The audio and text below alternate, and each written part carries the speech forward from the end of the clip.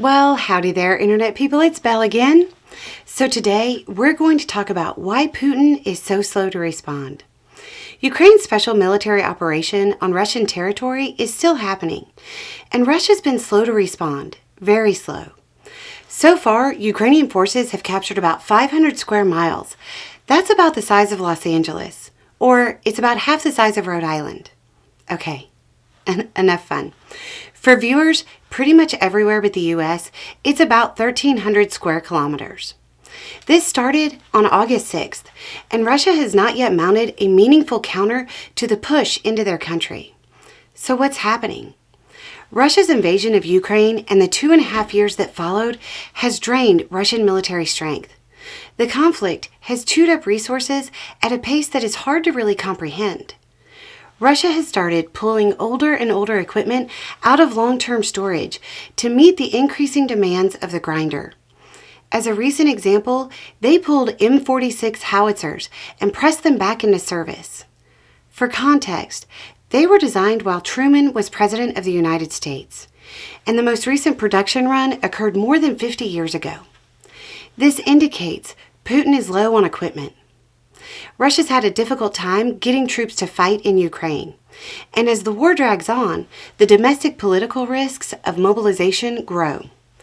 This indicates Putin is low on available troops. Kursk is an obvious embarrassment for Putin, but his force in Ukraine are making some gains.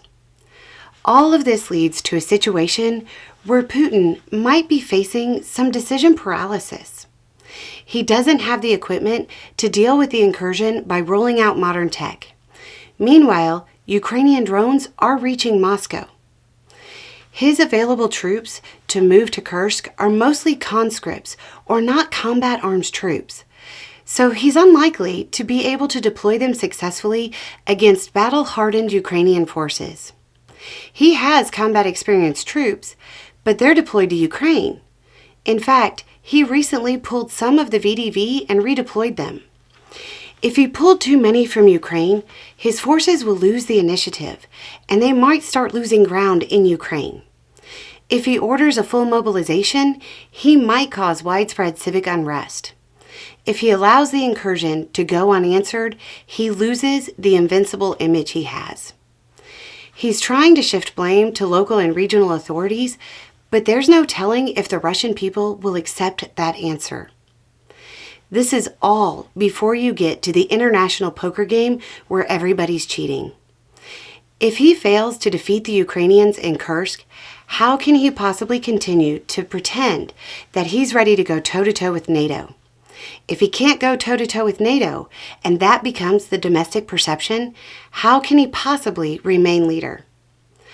Some assessments say we're weeks away from seeing an organized Russian response to the Kursk operation.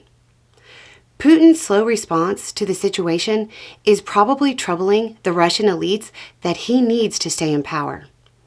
However, there's no sign of them yet suggesting he retire. Anyway, it's just a thought. Y'all have a good day.